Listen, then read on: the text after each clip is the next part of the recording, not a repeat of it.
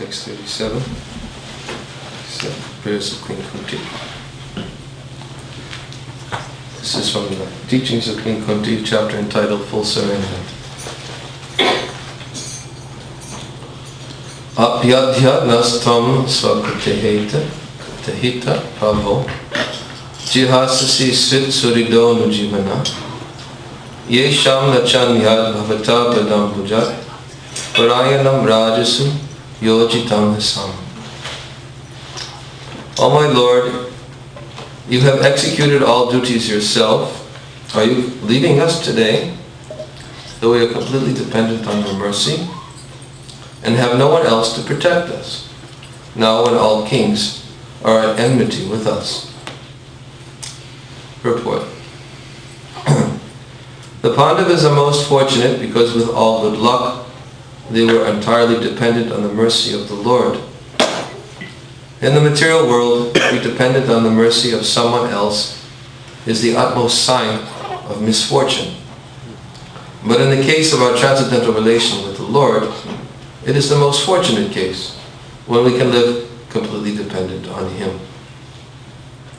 The material disease is due to thinking of becoming independent of everything. But the cruel material nature does not allow us to become independent. A false attempt to become independent of the stringent laws of nature is known as material advancement of experimental knowledge. The whole material world is moving on this false attempt at becoming independent of the laws of nature. Beginning from Ravana, who wanted to prepare a direct staircase to the planets of heaven, down to the present age, they are trying to overcome the laws of nature. Trying now to approach distant planetary systems by electronic mechanical power. But the highest goal of human civilization is to work hard under the guidance of the Lord and become completely dependent on Him. The highest achievement of perfect civilization is to work with valor, but at the same time depend completely on the Lord. The Pandavas were the ideal executors of this standard of civilization. Undoubtedly, they were completely dependent on the will of the Lord, Shri Krishna. But they were not idle parasites of the Lord. They were all highly qualified, both by personal character and by physical activities. Still, they always looked for the mercy of the Lord because they knew that every living being is dependent by constitutional position. Perfection of life is, therefore, to become dependent on the will of the Lord instead of becoming falsely independent in the material world. Those who try to become falsely independent of the Lord are called anatta, or without any guardian, whereas those who are completely dependent on the will of the Lord are called sanatta, those having someone to protect them. Therefore, we must try to be sanatta, so that we can always be protected from the unfavorable condition of material existence. By the deluding power of the external material nature, we forget that the material condition of life is the most undesirable perplexity. Bhagavad Gita therefore directs us that after many, many births, one fortunate person becomes aware of the fact that Vasudeva, Krishna, is all in all, that the best way of leading one's life is to surrender unto Him completely. That is the sign of a Mahatma. All the members of the Pandava family were Mahatmas in household life. Maharaj Yudhishthira was the head of these Mahatmas, and Queen Kunti Devi was the mother. The lessons of the Bhagavad Gita and all the Pandavas, all the Puranas, specifically the Bhagavad Purana, are therefore inevitably connected with the history of the Pandava Mahatmas. For them, separation from the Lord was just like the separation of a fish from water. Srimati Kunti Devi therefore felt such separation like a thunderbolt, and the whole prayer of the Queen is to try to persuade the Lord to stay with them. After the battle of Kurukshetra, although the inimical kings were killed, their sons and grandsons were still there to deal with the Pandavas. It is not only the Pandavas who were put into the condition of enmity. All of us are always in such a condition. And the best way of living is to become completely dependent on the will of the Lord and thereby overcome all difficulties of material existence. Om Ajnana-timirandasya Gananjana Salakaya Chakshu Unmilitam Yena Tasmai Shri Gurave Namaha Mukam Karoti Vachalam Pangam Langayate Garim Yat Kripa Tamaham Vande Shri Guru Dinatarana. Nama Om Vishnu Padaya Krishna Pristaya Bhutale Shrimate Bhakti Vedanta Swaminiti Namane. Namaste Saraswati Devi Gauravani Pacharanini Vishesha Sanyavari Vastuchade Satarane. Jai Shri Krishna Chaitanya Prabhu Nityananda Shri Advaita Gadadhar Srivasadi Gaura Bhakti Vrinda. Hare Krishna Krishna Krishna Hare Hare Hare Rama Rama Rama Hare Hare.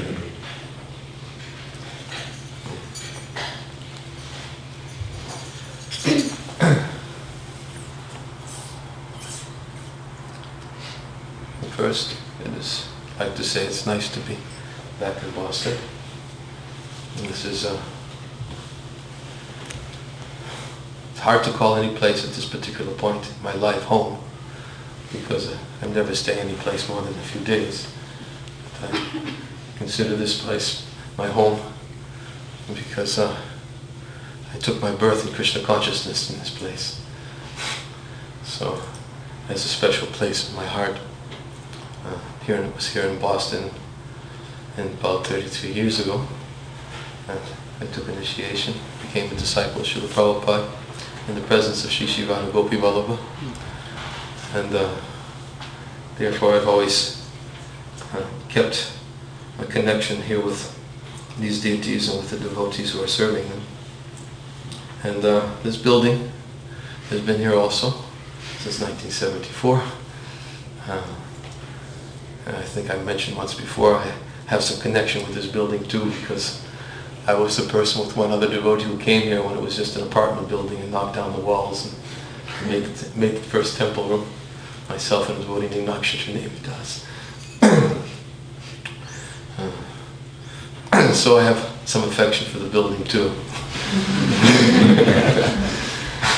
But because Radha Gopi Vallabha here, it makes the place very special. And certainly I remember at that particular time it was a meditation, especially preparing for their arrival. We were still living in our old temple in North Beacon Street, and Radha Gopi Vallabha had to be moved here by a certain date, and we were under pressure to prepare something for their arrival. This wasn't the first room that they moved to, actually. The first room they moved to was upstairs in the lounge. That was their temple room in 1974, and eventually I think we moved down here with, I can't remember how much later it was. It was about 6 months later, I think we moved down to this room.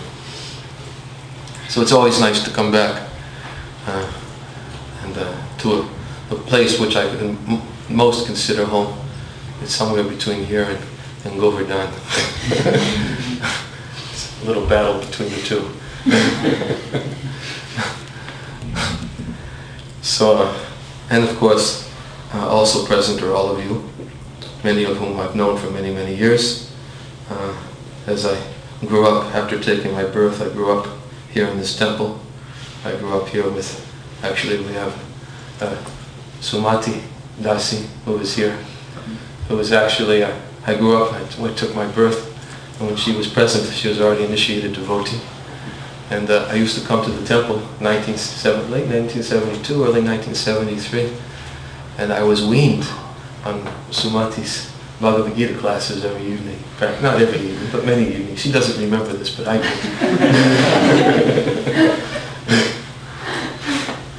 So it's nice to come and see Sumati here. And I've heard that she's very, very much likes it here and wants to stay, so I hope this will be her home also.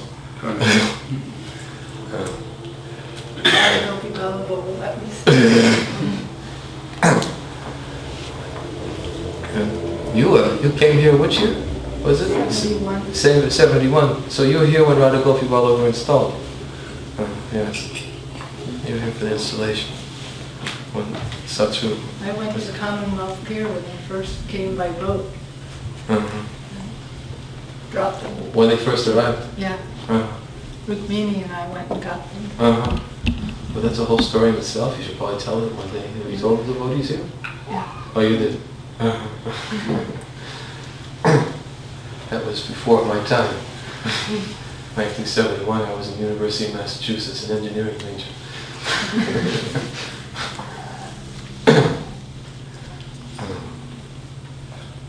So, anyways, back to the verse. Always a little reminiscent when I come to Boston. This verse, spoken by Queen Kunti Devi, she talks about dependence on the Lord. She says that she's very much dependent completely on the mercy of the Lord, all of them, herself, her sons, and this is at a particular point when Krishna was just about to leave, and Kunti Devi was feeling, as Prabhupada described, great separation in anticipation of his departure. He described that the Pandava's feelings of separation from Krishna was just like fish out of water. Certainly when a fish is separated from the water, there's feelings of separation. Since it's the source of life, its life is sustained in the water. But I think it's a very good analogy, because it helps us to understand how our life is sustained by the presence of Krishna in our lives. And Prabhupada makes a very interesting point in the beginning of his commentary, very relevant, where he says that the Pandavas are fortunate because they're always dependent on Krishna's mercy. And he says in the material world, to be dependent on the mercy of someone else is the utmost sign of misfortune. But in the case of our transcendental relation with the Lord, it's the most fortunate case when we can live completely dependent on Him. So, Prabhupada makes it very clear that to be fully dependent upon somebody in the material world, in the material sense, not that we cannot be dependent upon someone else besides Krishna. Certainly we can depend on someone who is Krishna's representative, and we can depend on the association of devotees who help us to remember Krishna. That type of dependence is healthy dependence. But Prabhupada is talking about to be completely dependent in the material world, to be completely dependent on the mercy of someone else is unfortunate. And because when you're completely dependent upon somebody else, then certainly it's a good vehicle for control. And sometimes people in this material world, they try to make others very much dependent upon them. Certainly for that purpose. If I can make someone fully dependent upon me, then I can ask something from them that they have no choice but to commit to or submit to my will. It's an unfortunate situation to be completely dependent upon somebody like that, obviously. Or sometimes we may be in a particular circumstance where we're completely dependent upon somebody, and somebody considers that our dependence upon them simply to be a burden.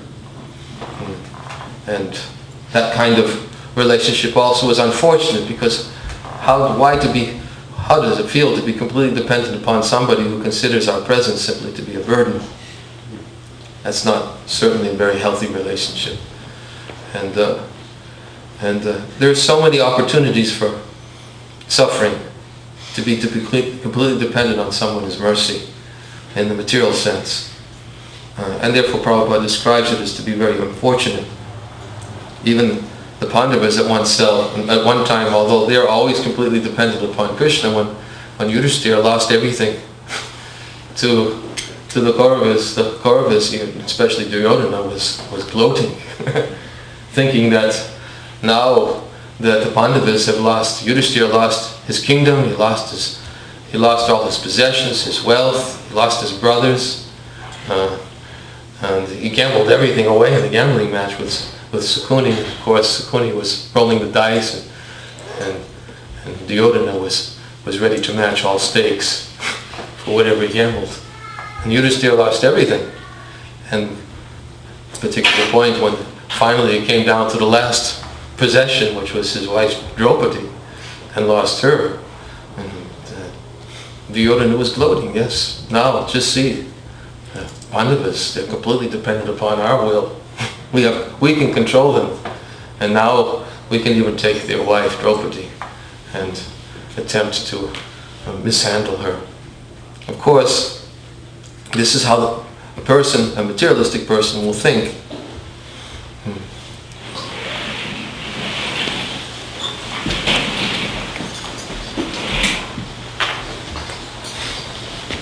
Even in the Bhagavad Gita, which description of a demoniac quality, it describes a demoniac person. It says, so much wealth do I have now, so much more will I have in the future. And anyone who gets in the way of my fulfillment of my wealth is my enemy, he has to be destroyed. And he describes that I will, a demoniac person, he says, I will give in charity to others. I'll make others dependent upon me. I'll give charity, make them dependent upon me, and then I'll take them somehow under my control and exploit them. This is another characteristic. So, it is unfortunate if we have to live completely dependent upon someone who's not a devotee of the Lord. And that is the point that Srila Prabhupada is making. But he says, but on our transcendental relationship with Krishna, it is completely different. Because in a transcendental relationship with Krishna, he likes when his devotee is fully dependent upon him. Krishna never thinks that, oh, here is another person depending upon me, another burden. Krishna doesn't have that kind of thought when somebody approaches him in a mood of complete helplessness and dependence. When Krishna says, abandon all varieties of religion and surrender unto me, Krishna's not thinking of two minds. Why am I saying this? Krishna's absolute. His intentions are absolute, and his will is absolute, and his purpose is absolute. And therefore, Krishna is certainly not in duality when he speaks in a particular way by telling Arjuna, surrender to me, depend upon me, and all activities depend only upon me. He says, work under my protection. Such devotional service, be conscious of me. So Krishna is expressing that, but Krishna, of course, is quite capable of not only of maintaining and protecting his devotee, but Krishna derives great pleasure when his devotee is dependent upon him and never considers another dependent to be a burden. On the contrary, when a devotee is fully dependent upon him, that's how the Lord derives his pleasure. He derives his pleasure from reciprocating with such a fully dependent devotee. And because a devotee knows no one but Krishna, Krishna says, I become the property of that devotee. And I allow myself to become controlled by that devotee, so much so that I give everything to him, including my heart. So that is Krishna's the difference, a very important difference that a devotee must understand about dependence upon the Lord. That the Lord never considers another dependent as a burden, nor does the Lord ever consider another dependent as an opportunity to take advantage.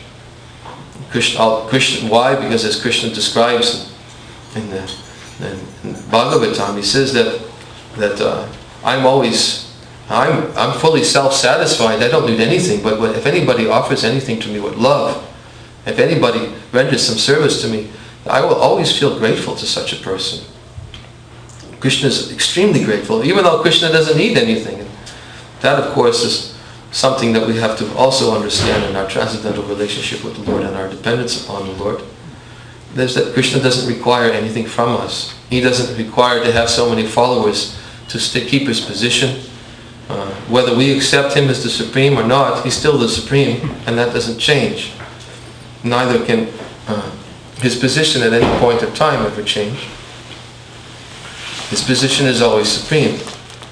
Although he likes to place himself in a subordinate role with his devotee, and he likes to become a plaything in the hands of his devotee, and his position may certainly change as he dances to the songs or to the prayers to the moods of his unalloyed devotees. Krishna actually also becomes subservient, and therefore he changes his position, as he says, as you surrender to me, I'll reward you accordingly. So when a devotee completely surrenders to Krishna, Krishna also changes his position.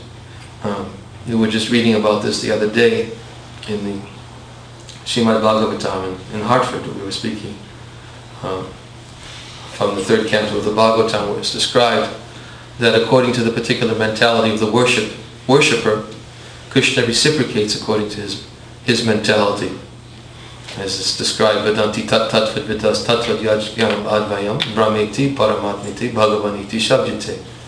That learned transcendentalists who know the absolute truth, they call this non-dual substance, Brahman, Paramatma, and Bhagavan. So if someone surrenders to the Lord, the Prabhupada gives a nice analogy. He says milk is milk, but it's perceived differently according to the different senses. Yes.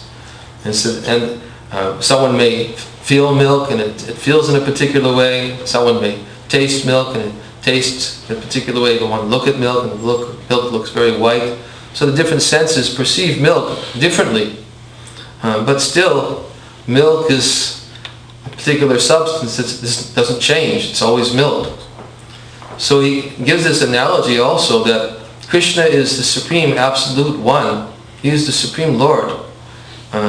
He's unchangeable. But according to the degree of surrender, the Lord will reciprocate accordingly. And therefore, for someone who perceives the Supreme to be the all-pervasive impersonal Brahman, the Lord reveals himself simply as the impersonal aspect to such a person by dint of his impersonal mental speculation or by dint of his austerities. To those who perform mystic yoga practices, then the Lord will actually reveal to them himself as the all-pervasive supersoul within the heart of every living being. But for the devotee is one who fully depends upon Krishna in all circumstances and who always remembers the Lord in all activities. And he's always desiring to please the Lord. And this is the objective of the devotee. He has no other aspiration except for the Lord's pleasure. So somebody who thinks in this way, then Krishna reciprocates also accordingly to that surrender. And to that degree of surrender, for someone who thinks only of Krishna's pleasure, then Krishna reveals himself to that devotee as in his personal aspect, as Bhagavan. So, Brahmeti, Paramatmeti, Bhagavaniti Shabdite. These are three different phases of the Absolute Truth, which is revealed according to the different degrees of surrender. And then, of course, the Lord, for one who surrenders to the Lord as the Supreme Personality of Godhead, in the mood of opulence, in his feature in Vaikuntha, then the Lord also is worshipped with great awe and reverence in his feature in the Vaikuntha planets. But for one who worships the Lord in his form, his original form, Etik Chanksa Kala Pungsa Krishnastu Bhagavan Swayam Indrari Vyapyulam Lokam Vidayantu Yuge Yuge. As Srimad Bhagavatam describes, that all these different incarnations of the Lord are either plenary portions or portions of the plenary portions of the Supreme Personality of Godhead. But Lord Shri Krishna, he is the original Supreme Personality of Godhead. Krishnastu Bhagavan Swayam. Krishna, Bhagavan, who is the manifested in his transcendental realm of Goloka Vrindavan. So he reveals himself to his devotees who worship him in that form. Some may worship him as a friend, some may worship him as a lover, some may worship him as a child. And whatever relationship that one desires to have with the Lord, then the Lord reciprocates according to the worshipper's attitude of service to the Lord. And this is also service to the Lord. This is what actually gives the Lord the greatest pleasure. Is when Krishna describes that the unalloyed devotee, when he serves me in such a mood of service, of spontaneous devotional service, then it gives him the greatest pleasure. And I come completely under the control. The Sariyatu Mam Yogo Nasamkhya Dhamma Uddhava. I become completely under the control of that devotee. I become bound, so much bound, that the devotee controls me by his love. And therefore, Krishna will manifest himself to that devotee according to the devotee's desire to see him. And just like we've begun chanting the prayers, the Dhammatarastika prayers, and the prayer of Satyavrata Muni, he prays to Lord Damodar, who is bound by the ropes of Mother Yasoda. He prays that let this form of Bala Gopal be ever manifest in my heart, I do not desire liberation or anything else. What is the use of any other benediction than this? Simply let this form of Bala Gopal always be fully manifest in my heart. But what is the use of anything else? This is his prayer. I do not. Namokshe grahome sti damadare. He says, I do not desire liberation. Nothing else. This is all. So, because of that prayer, then the Lord, Damodar, certainly, he manifests himself in the heart. According to the attitude of worship of the devotee, the Lord becomes very much inclined to reciprocate. So, therefore, Krishna derives his pleasure when a devotee depends upon him exclusively and never for a moment even thinks that, somebody else is now, I've got so many millions of living entities who are depending upon me, I think I have enough to take care of. Somebody else is now approaching me, and I think I'm overloaded. But Krishna he can actually sustain everyone. He is Nityo Nityanam Chaitanas Chaitananam Ekubahunam Yoviditati Kama.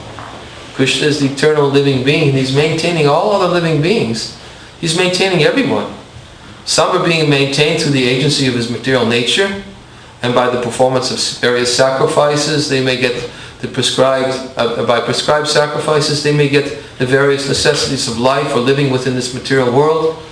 But most of all, Krishna maintains all living entities on the highest platform by providing them service, unlimited devotional service by which they can satisfy him. And for a devotee, he considers this possession, this opportunity to serve Krishna, as the most valuable jewel, the greatest possession that they can possibly obtain in this lifetime. He considers that what is the value of anything else if I cannot serve the Lord? So therefore, his devotional service is his constant prayer. His devotional service is his meditation. That please, by chanting Hare Krishna every day and praying it this way, he's praying, he's meditating upon the Lord. Please allow me to serve you. I want to be completely dependent upon you only. I don't want to depend upon anyone else. I don't want to become an unfortunate person in this material world, to become compromised, and to become dependent, and therefore have to compromise what I have to say to someone else because I'm too dependent upon them. Just like in the case again, we're talking about the Pandavas and how they were dependent upon the Lord. Even at the time of this gambling match, Vidura, he spoke out. He was also externally appeared to be dependent upon Duryodhana and Dhritarashtra. But Vidura, because he was also fully dependent upon the Lord, he spoke out and he objected. He spoke to Dhritarashtra. He said, what are you doing, maintaining? Give up this son, Duryodhana. Don't you realize that he will be the cause of your destruction? He'll destroy your entire family? At one point, Vidura told Dhritarashtra you're maintaining a fence personified in your home. You should give him up. Get rid of him. He could speak in this way, although he was living in the home, living in the palace of Dhritarashtra. Still, because he was so dependent upon the Lord, he did not consider his words. He did not have to compromise his words, and he spoke out strongly and protested against the behavior of this Duryodhana. And Duryodhana said, you ungrateful person, we are maintaining you. Right? That's it. He said, why are you speaking in such a way? Don't you know that you've been maintained in our palace for so long? How can you say such a thing about me? So Duryodhana was protesting. But because Vidura was a devotee of the Lord, he understood that he would depend upon Krishna. And of course, when Duryodhana kicked him out of the palace, Vidura, being a devotee of the Lord, was able to understand it as the arrangement of the Lord. He saw it as it's described in the Bhagavatam. Duryodhana kicked him out and said, get out. Do not even come back again. Vidura left that place, and he's described in the Bhagavatam how he was marveling at the workings of the material nature, of material energy. Material energy was acting one way for Duryodhana, which was ultimately be the cause of his destruction. But actually Vidura was thinking that the material nature was working in another way favorable for him by giving him an opportunity to go on pilgrimage and taking it as an opportunity to now I have a good reason for leaving this palace and to go into places of pilgrimage and to increase his attachment and his meditation upon the Lord. So material energy will work one way for the non-devotee, but for the devotee, it will work another way also to help the devotee, to bring him closer to the Lord. So the point is, a devotee who always depends upon the Lord, he's in a very fortunate position, as described by Srila Prabhupada, is the most fortunate case for the devotee, because the Lord will give that devotee that which is most important to him, and that is the opportunity to please him and to satisfy him in devotional service. It is very, very difficult to achieve, and cannot be achieved by any other process except by devotional service. As Krishna tells Arjuna, Bhakti Mama Bhajanati, Yavanchas Tatvata, he says, only by unalloyed devotional service can I be understood as I am. This is an activity of the soul, and actually has nothing to do whatsoever with the material world. It's an activity of the spiritual platform.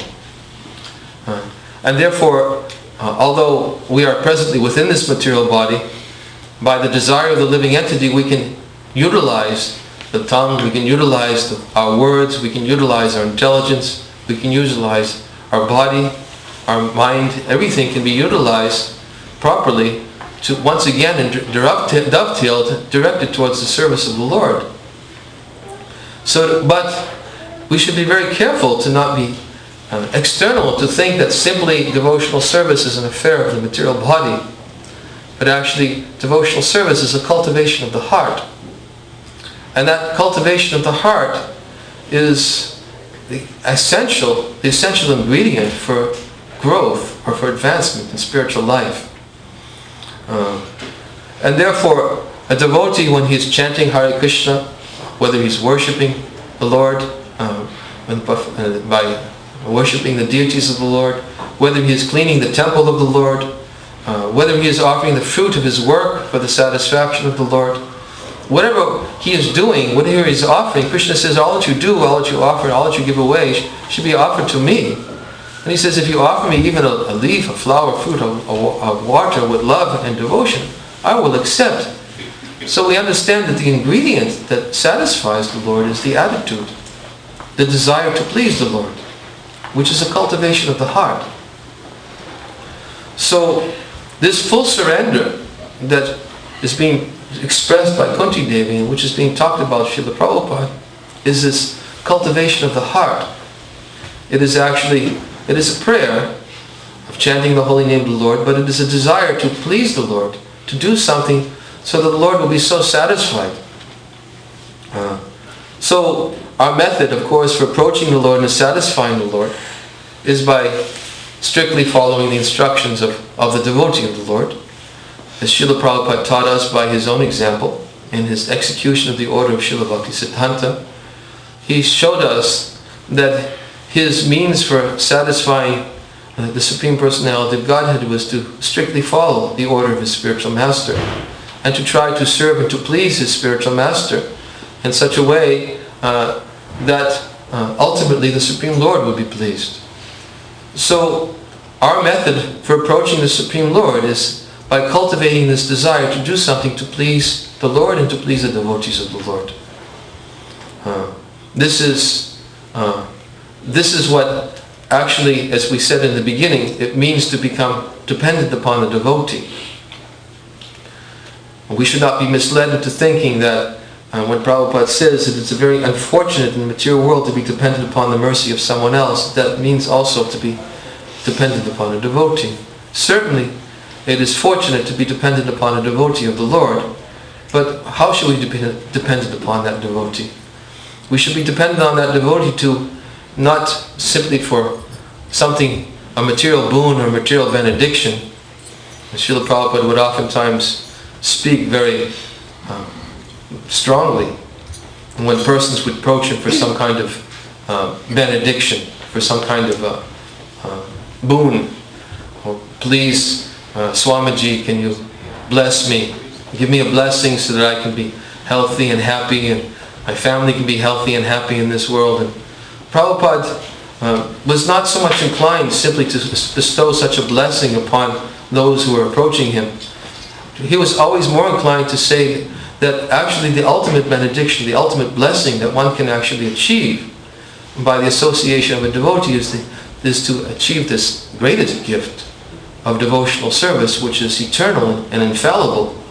And upon achieving that gift, then one can tolerate all the difficulties which inevitably will come in the material world. And that is the point that Srila Prabhupada is making here, that everyone's trying to overcome the laws of material nature in a very artificial way. And everyone's making a false attempt to become independent from Krishna, and trying to control material nature in such a way they think so that they can live comfortably and happily in this world. I was having a conversation today, this morning, with a relative of mine, my sister, and she was telling me how she recently some people visited her home, some Jehovah's Witnesses, and she invited them only to be cordial, and they were trying to convince her that the highest objective of life, the highest goal of life, is to be happy in this world, and that their aspiration in this life is to come back again and to be happy in this world, and to have the perfect in this world, perfect situation where there'll be no more suffering in this world. And my sister was, of course, she was relating some of the things that she was telling. She said that it was difficult for them. She even got into a little challenging argument with some of their proposals, remembering some of the things she's heard from her brother.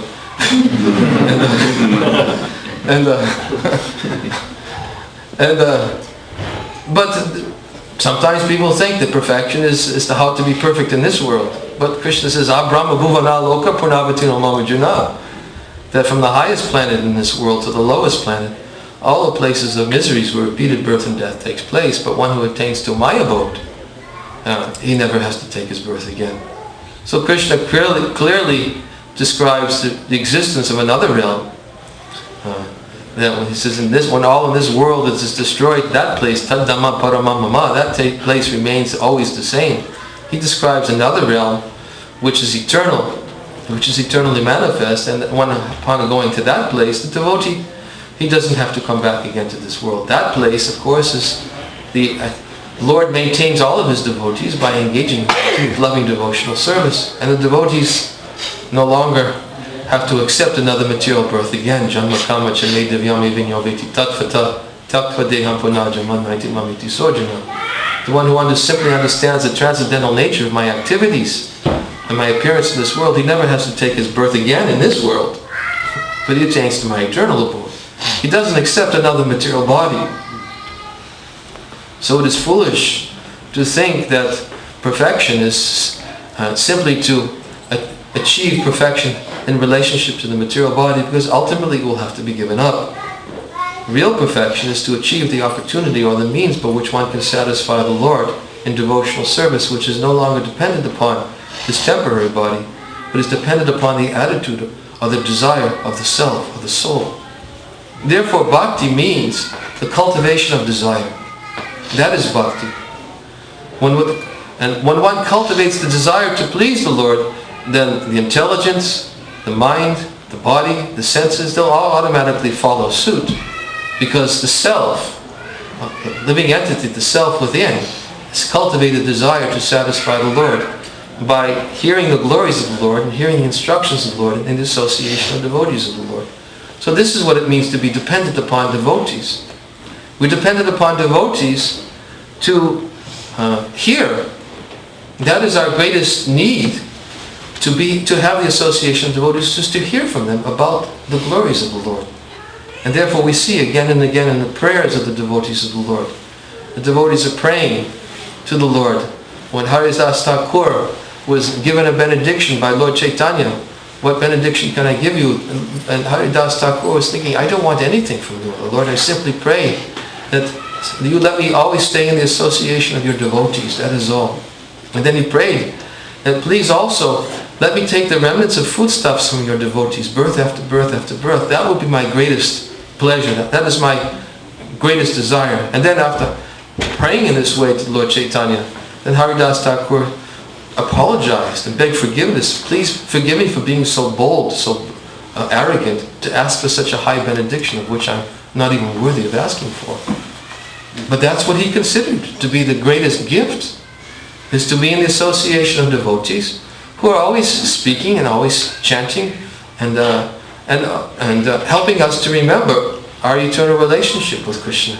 That is dependence. That is real dependence. When we depend upon others, the association of devotees, to hear about Krishna, not for some material boon or for material benediction, then the greatest gift of devotional service can manifest within our hearts, which is the desire to please the Lord. So these are some of the characteristics of dependence which Srila Prabhupada is speaking about here in this purport, and which help us at least to understand the necessity of learning how to become more dependent upon the goodwill of the Lord, and to become less dependent upon the material world, which will always be a source of anxiety and distress, because it can nothing in this material world can never fully satisfy ourselves, but only leave us very, very disappointed in the ultimate sense. Because ultimately, in the material world, no one can give us protection from the onslaught of material nature, and nobody can give us protection from the repetition of birth and death. Only Krishna, who is the swift deliverer from the repetition of birth and death, can bring one to this sheltered position which everyone is aspiring for, how to be fully sheltered. And Krishna can actually give that shelter, that protection, by accepting the living entity as his eternal servant and bringing him under the protection of his internal potency. And therefore a devotee continuously prays every day. He makes that a part of his devotional service, whether one is working to maintain family, whether one is living in the temple, worshipping the deity, whatever service he may be performing, whatever responsibilities he has in his life. A devotee is somebody who is cultivating the internal desire by chanting the holy name of the Lord and by hearing the transcendental instructions and pastimes of the Lord. He's cultivated the internal desire to please the Lord, and he understands that to be the essence of his devotional service. And everything else will follow naturally for such a person who knows how to cultivate devotional service from this platform. He'll learn how to increase his dependence upon the Lord, his remembrance of the Lord. And Krishna gives his assurance that anyone who remembers me at the time of death, Antakali Chamameva Smaran Lopakalevara, he'll immediately once attain my nature. There's no doubt. Such remembrance of the Lord, that is the highest benediction. That is the highest achievement. Manmana Bhava Mad Bhakta Madhyaji Mam Namaskaru. As Krishna says, always think of me, always worship me, always offer your homages unto me. Surely I give you my assurance, you will come to me. That is the activity, so the internal activity of a devotee of the Lord, and that is the daily activity of a devotee. Whatever else he may be doing with his body, or whatever work he may be performing with his hands, with his intelligence, or with his words, his heart is always increasing with desire to remember the Lord and to satisfy the Lord and please the Lord by these simple, very basic devotional activities of hearing and chanting the glories of the Lord. This is dependence. And Krishna gives this assurance to every devotee who depends upon him in this way, that I will protect him and I will bring him back. I will bring that devotee back to me. Krishna says, Nachatasman manushishu kashtin me priyakritama. There's no servant in this world who's more dear to me than one who's always remembering me and speaking about me and telling others about me. Yaidam paramam bhuyam mad bhakteshva vijhasati. For one who explains the secret about me to devotees, for him devotional service is guaranteed, and at the end he will come back to me. There's no servant in this world more dear to me than he, nor will there ever be one more dear. Krishna gives his assurance. This is the greatest protection, greatest shelter for the devotee, is to always be situated in constant remembrance of this. And therefore, Krishna says, on that platform, you should never fear. A devotee can live peaceful, he can go on and never have to be fearful about any condition of life, because he knows that ultimately the Lord has given his assurance that under all circumstances, anyone who remembers him always and makes the efforts to remember him will be given the Lord's protection. Therefore, he can be overcome all fear from this material world, fear from the repetition of birth and death, fear from the upheavals of materialistic life, fear from so many fearful situations which are constantly plaguing the world every single day. And the more we hear about that there is more and more need to be fearful in the material world, therefore we see more and more need ultimately to remember the Lord. That should be our aspiration.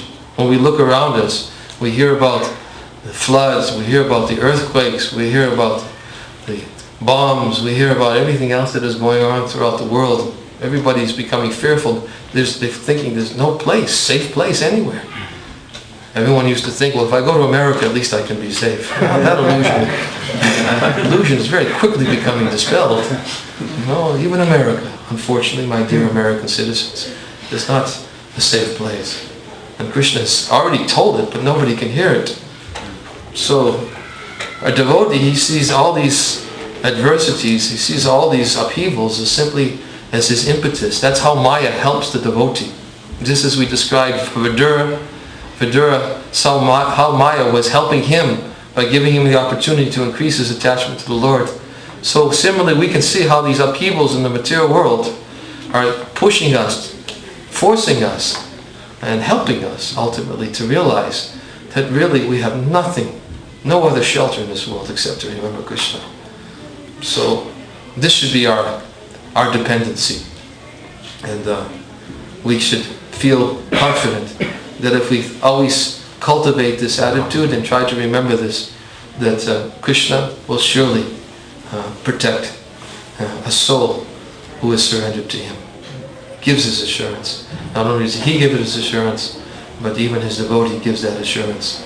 And when his devotee gives the assurance, it's even a greater assurance than even when Krishna himself says it. Because Krishna will always uphold the words of his devotees. So this is full surrender of Queen Kunti Devi. So I think we're supposed to